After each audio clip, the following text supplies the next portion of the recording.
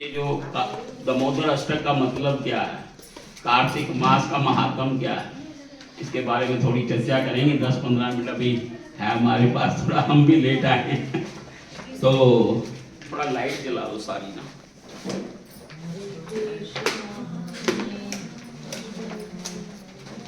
हरे कृष्ण।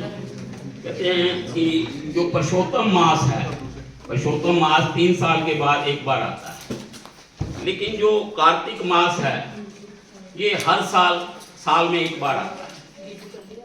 कहते हैं कि जो भगवान श्री कृष्ण हैं वो बड़े कठोर हैं कि उनका जो मास आता है वो कब आता है, 3 साल के बाद। लेकिन जो राधा रानी का मास आता है, क्योंकि ये जो कार्तिक मास है, कार्तिदा इनकी माता का नाम था, कार्तिकेय, इनके ये राधा रानी है।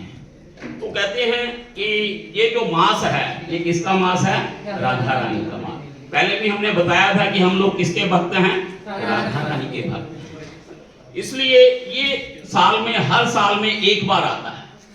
और कितनी देर रहता है ये, 1 महीना पूरा। अब बाकी जितने भी उत्सव आते हैं, रामनवमी आती है, कृष्ण जन्माष्टमी आती है, वो केवल 1 दिन के लिए होता है। लेकिन राधा रानी की हमारे ऊपर विशेष कृपा है, बड़ी दयालु है राधा रानी कि 1 मास हमें सेवा के लिए प्रदान करती है।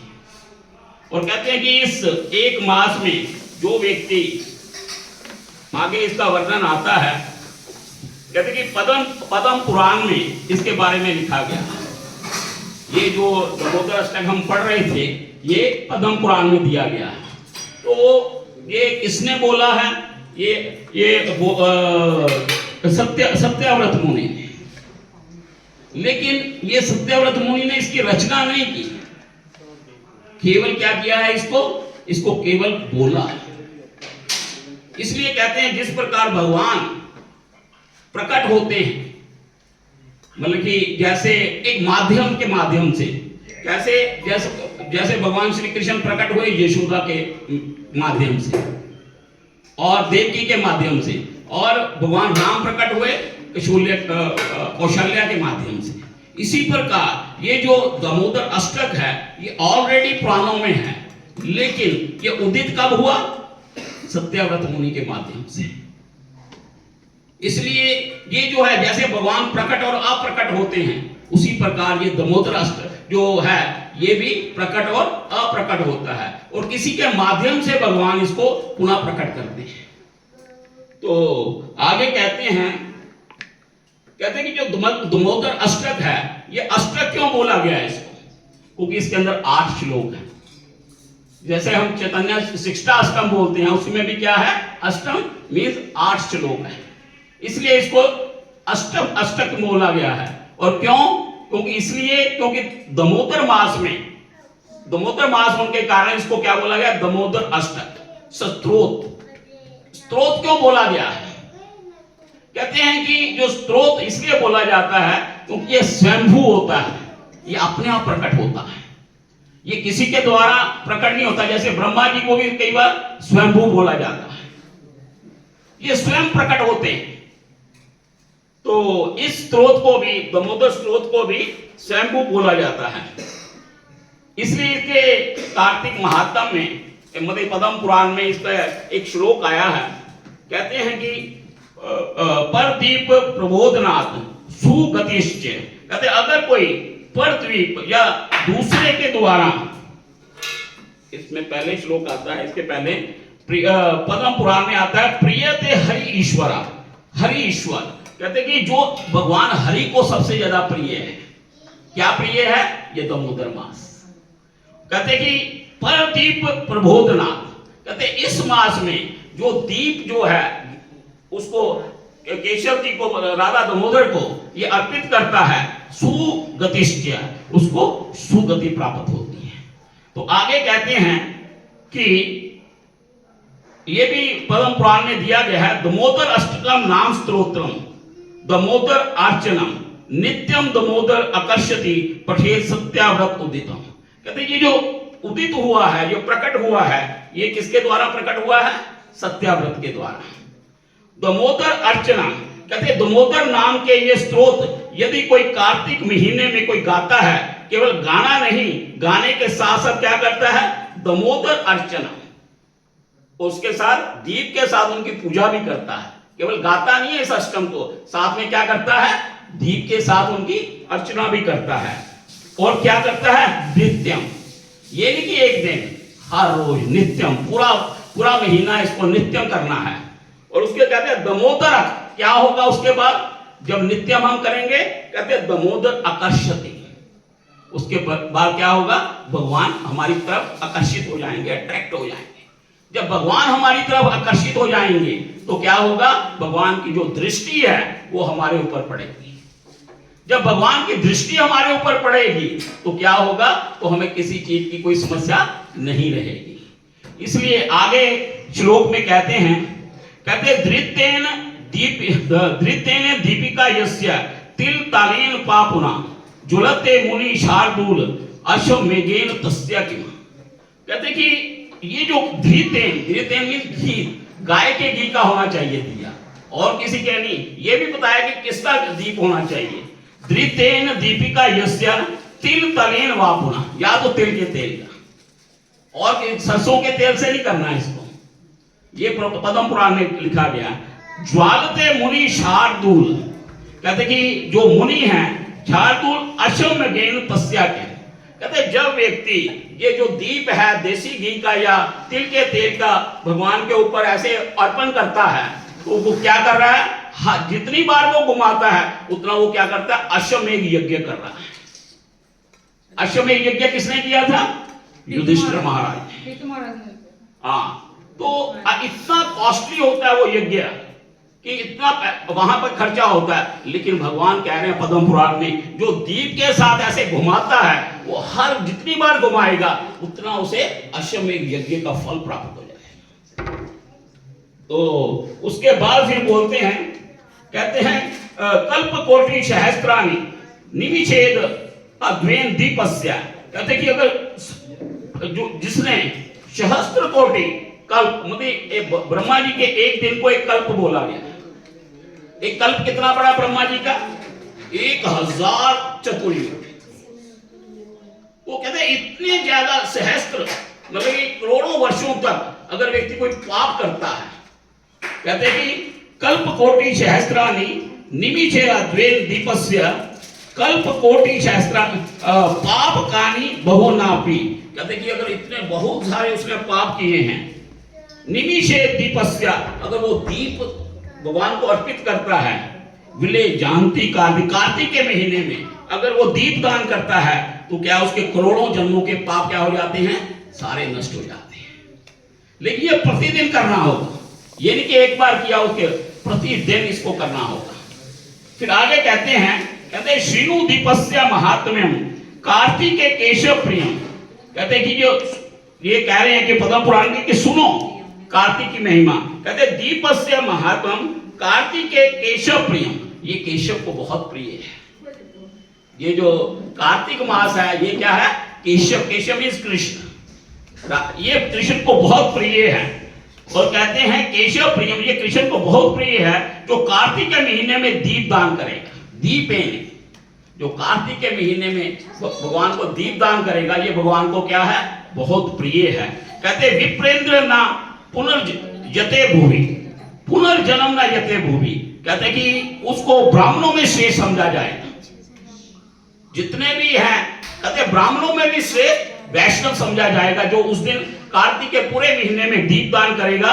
और ना पुनर्जन्म जता भूमि, उसका पुनर्जन्म नहीं होगा।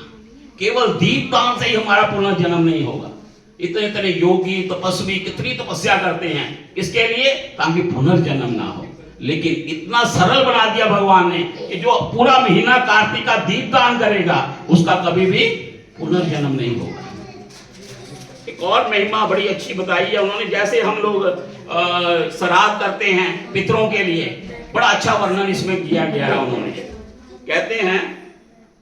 कहते कि श्वायते चापी पितृ भी गाथा गीता पूरा द्विजा, कहते कि ये जो ब्राह्मण हैं, ये सुखदेव गोस्वामी और वेद व्यास जी, ये गाथा गा रहे हैं। क्या गाथा गा रहे हैं, भविष्यति कुल अस्तम पितृ भक्त सुतो भवे, कहते कि क्या गाथा गा रहे हैं, भविष्यति, कहते भविष्य में, मतलब कि जो लोग ऊपर पितरलोक में बैठे हुए हैं, यहां से मरने के बाद कहां जाते हैं लोग, पितरलोक में। अभी उनकी मुक्ति नहीं होती पितरलोक में, लेकिन पितरलोक में बैठे हुए हैं। कहते कि भविष्यति कुले कुले अस्तम पितृ भक्त सुतो भूमि, कहते वहां बैठ के वो विचार कर रहे हैं कि अगर कोई मेरे कुल के अंदर, कुले अस्तम, अगर मेरे कुल के अंदर कोई बेटा हो जो क्या हो, वो भक्त सुतो भूमि, लेकिन वो भक्त हो। आज से पहले कितने लोगों को पता था कि दामोदर अष्टक होता है, कोई ऐसे दीपदान होते हैं? अस्कॉन के आने से पहले हाथ खड़ा कीजिए। पता था किसी को कि मतलब कि जो अस्कॉन में आके तो पता चल जाता है इसका कि, क्योंकि भक्त किसे बोला जाता है, क्योंकि जितना भी हम करते हैं, शिव जी की पूजा करते हैं, हनुमान जी की पूजा करते हैं, उसका केवल एक ही लक्ष्य है कि हम भक्त बन जाएं।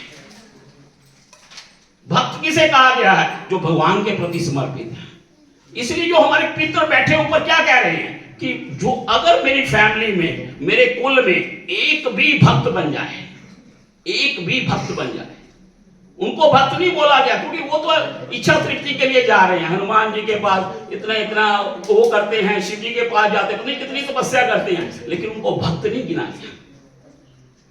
भक्त कब बनता है? जब इधर शरणागत हो जाता है।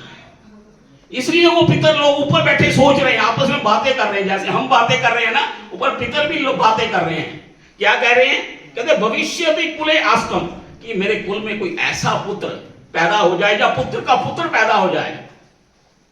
पितृ भक्त सुतो भूमि, इस भूमि के ऊपर ऐसा पुत्र क्या करे वो? कहते कार्तिकेय दीपान यस्य तोषति का केशव, कि कोई ऐसा भक्त पैदा हो जाए जो क्या करे? कार्तिकेय दीपेन, कार्तिक के महीने में अगर कोई दीप दान कर दे। कौन सोच रहे हैं? ये पितर लोग ऊपर सोच रहे हैं, कोई ऐसा बेटा मेरा पैदा हो जाए मेरे कुल में, क्योंकि मैं नहीं कर पाया इसको, मैं भी फंसा रहा, मैं सारा जीवन, अपना मनुष्य जीवन इसी में ही घुमा दिया। कभी किसी की सेवा में, बुधवार कहाँ, मंगलवार कहाँ, कभी मंगलवार कहाँ जा रहे हैं, सोमवार शिव जी के, मंगलवार हनुमान जी के, करते करते करते करते, लेकिन भक्त नहीं बन पाए। जब तक भक्त नहीं बन पाएंगे, अगर कोई भक्त बन गया तो उसको श्राद्ध करने की भी जरूरत नहीं है। श्राद्ध क्या है? वो केवल हम भोजन देते पितरों को, वो मुक्ति नहीं करवा पाते हम लोग। वो तो ठीक है, वर्षी आ गई तो भगवान को हार पहना दिया, थोड़ा याद कर लिया, कहते यही काम हमने किया, पितर कह रहे हैं, लेकिन हम भक्त नहीं बन पाए। अगर कोई भक्त बन जाए, भक्त का अर्थ क्या है? पूर्ण शरणागति। अन्य भगवान कहते हैं माम एकम शरणम, अनेक शब्द वहां यूज नहीं किया गया, माम एकम, केवल एक मेरी शरण में आ जाए उसे भक्त बोला जाएगा। अगर वो भक्त एक दीप दान कर दे कार्तिक के महीने में तो क्या होगा? कहते हैं